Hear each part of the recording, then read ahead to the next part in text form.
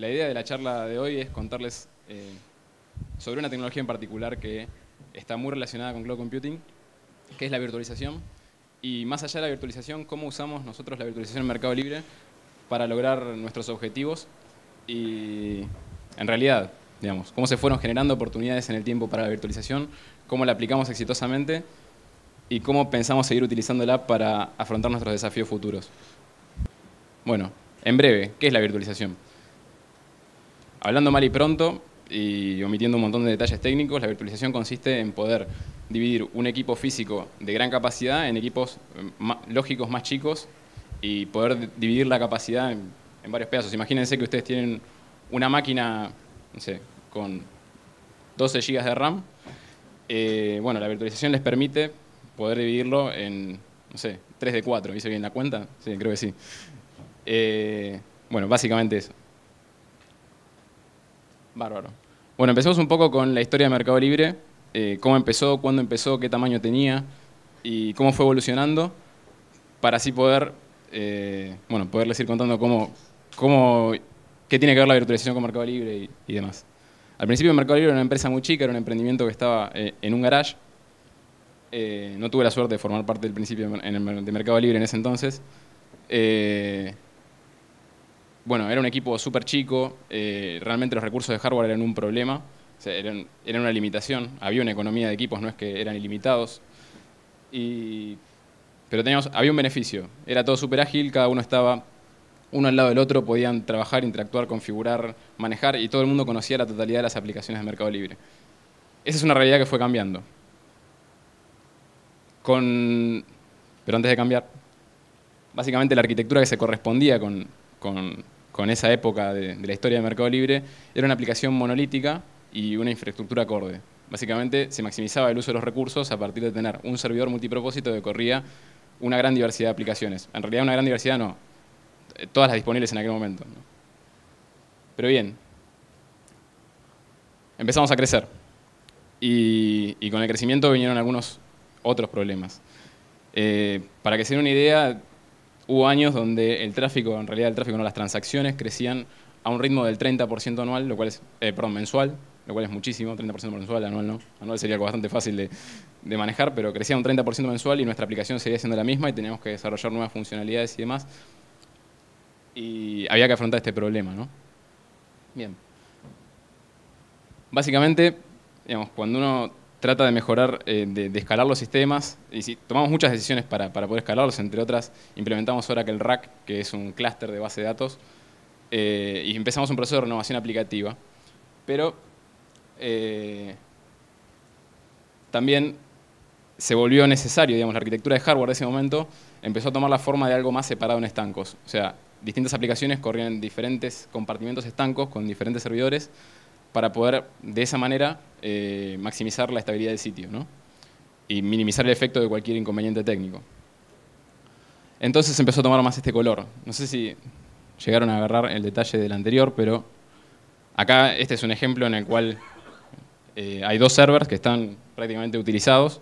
Cada uno de los cuadraditos pretende ser una indicación del porcentaje de participación en los recursos de cada aplicación, ¿sí? Los cuadraditos son aplicaciones que corren dentro de un server y consumen recursos. En este caso, digamos, empezamos a agregar cada vez más hardware y a subutilizarlo porque empezamos a dejarle solo algunas aplicaciones. Eso tenía una ganancia importantísima, ¿no? Que es, mejoramos nuestra estabilidad un montón, pero por otro lado comenzamos a subutilizar nuestro hardware. Además, bueno, ahí están los tachitos de dinero perdiendo, no sé si es muy didáctico, pero es lo que hay.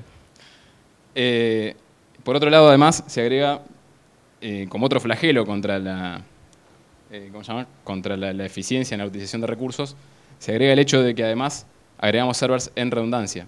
Entonces, o sea, si había un server solo para un servicio crítico para el negocio que consumía poca CPU, no importaba, si ese server se apagaba, la pérdida económica era importante, entonces se justificaba el gasto en más infraestructura, aun cuando no se utilizara.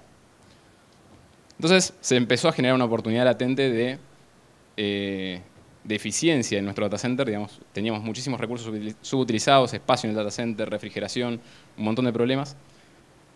Un detalle que me olvidé de comentarles. Así como comentaron Alejandro y Miguel, había una variante que era del private cloud, Bueno, esto es exactamente eso. Es la virtualización de nuestro propio data center. Todavía no llegué igual a eso. Uy, disculpen.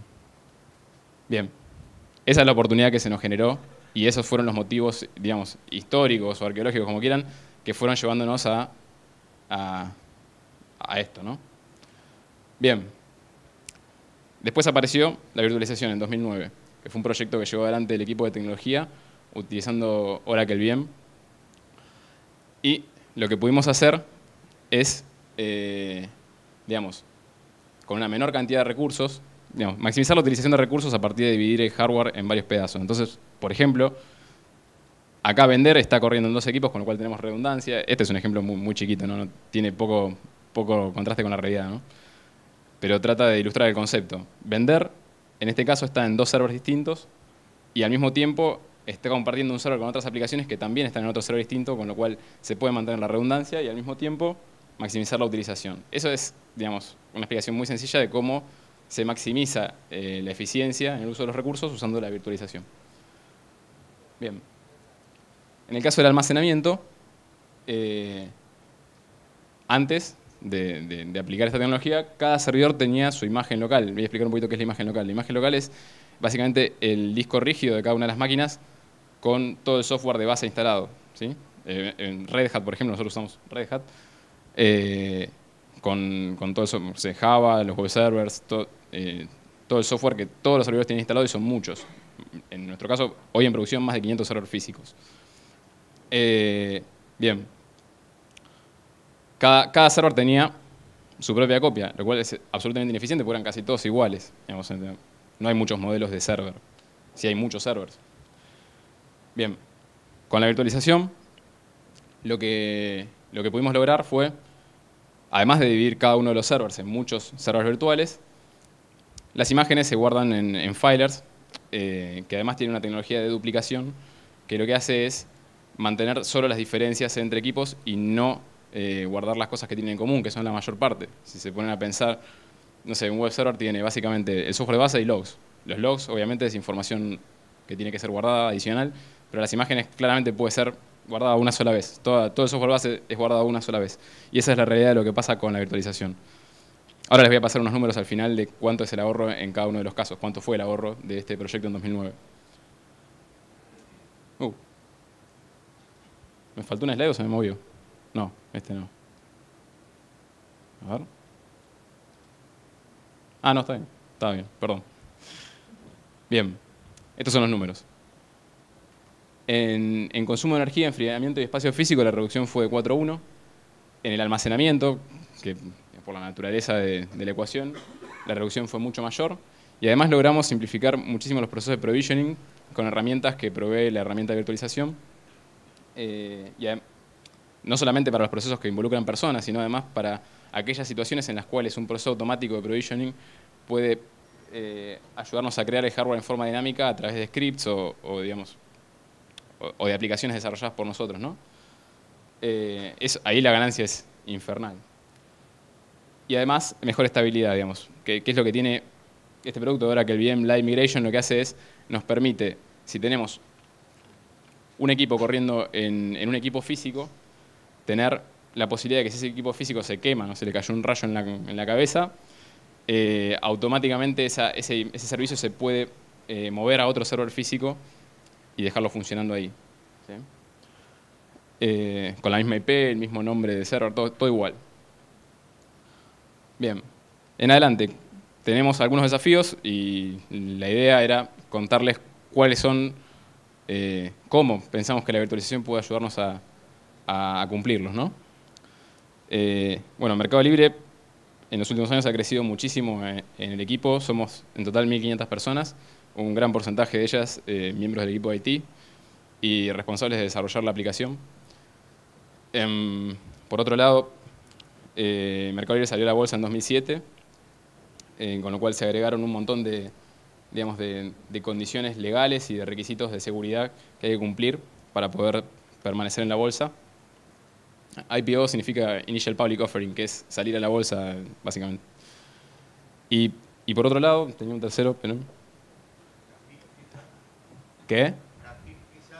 La FIP no, en este caso es SOX, que es la ley Sarbanes-Oxley del gobierno de Estados Unidos, que es la que impone regulaciones para las empresas que cotizan, en el caso de Mercado Libre, cotizan en el Nasdaq, y impone las regulaciones tanto de seguridad como de contabilidad y demás para poder manejarse en ese entorno. Creo que fue algo que surgió después del caso de Enron, o algo así.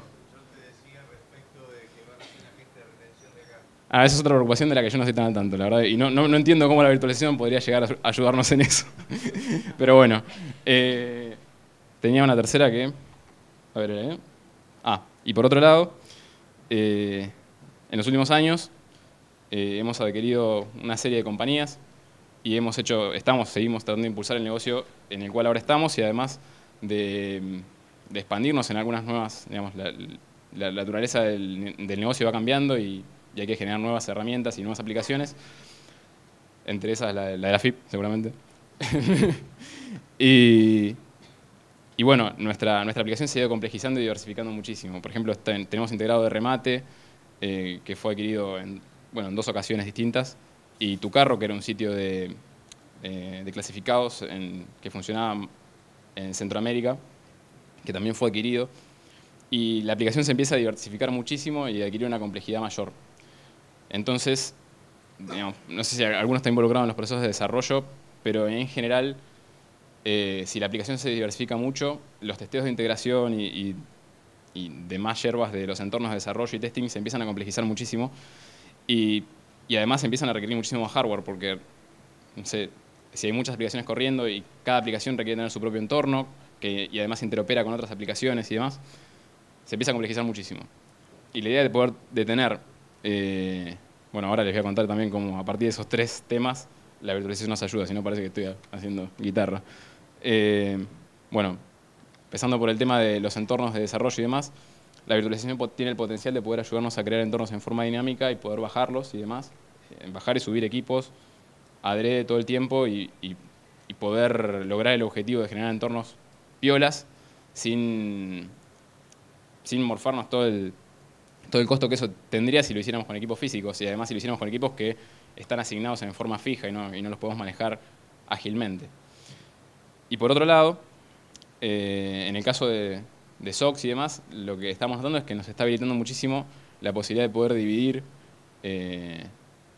nuestro data center en estancos con diferentes niveles de acceso y demás. Bueno, esta herramienta nos está ayudando muchísimo a lograr ese objetivo también. Por otro lado, el último era el del equipo, ahí está. Un equipo cada vez más grande requiere que empecemos a dividir. Un desafío grande cuando uno crece en equipo es poder mantener la agilidad de cuando era un equipo más chico, ¿no? Uno empieza a crecer y se empieza a agregar burocracia y demás. La idea es que eso no pase.